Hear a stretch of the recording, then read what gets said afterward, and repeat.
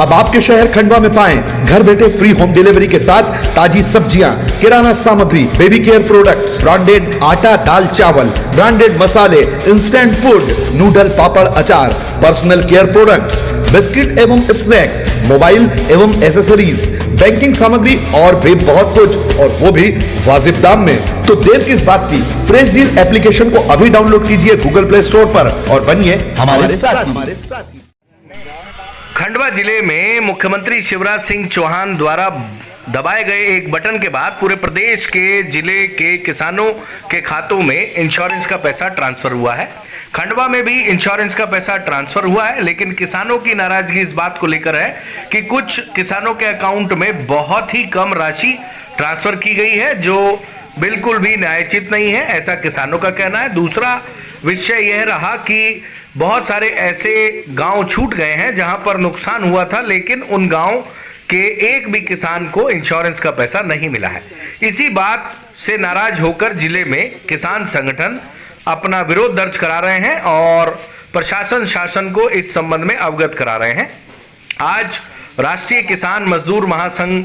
के कार्यकर्ताओं ने खंडवा तहसीलदार प्रताप अगस्त्या को ज्ञापन सौंपकर मांग की कि जो ये इंश्योरेंस को देने में जो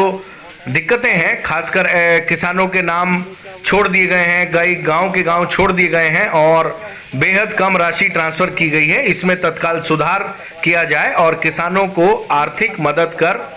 उन्हें मजबूत किया जाए। इसी मांग को लेकर आज भारतीय किसान मजदूर महासंघ के पदाधिकारियों ने किसान मजदूर महासंघ जिलाध्यक्ष खंडवा,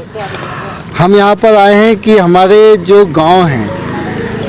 जिसमें राजगढ़, अम्बापाट, पिपलिया कला, बलवाड़ा, सिंगोट, जसवाड़ी, इन लोगों को 2019 की जो सोयाबीन की नुकसानी हुई थी उसमें मुआवजा तो मिला था, मगर उसके बाद जो बीमा आया है तो इन गांवों का नाम उसमें से काट दिया गया है। हम यहाँ पर इसलिए आए हैं कि हम सरकार को ये चेताने आए हैं कि आप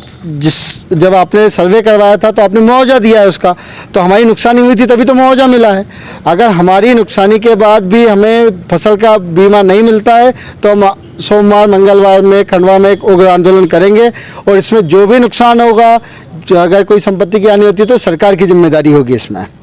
तो कितना बड़ा आंदोलन करेंगे, कितनी संपत्ति हानि की बात कर रहे हैं आप? हम ऐसा चाह रहे हैं कि कुछ ना हो, हम शांतिपूर्ण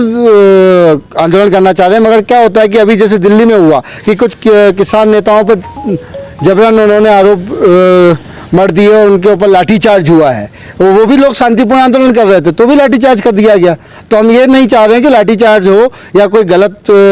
चीज़ें हों खंडवा में, इसलिए हम चाह रहे हैं कि हमारी मांगे तुरंत मानी जाए और सोमवार तक हमको इसका निराकरण करके दिया जाए कि हमारे जो गांव छूटे हुए हैं उन गांव का नाम वापस से जोड़ा जाए और उन सभी लोगों को कम से कम 15,000 रुपये प्रति एकड़ के हिसाब से मुआवजा दिया जाए। कितने किसान?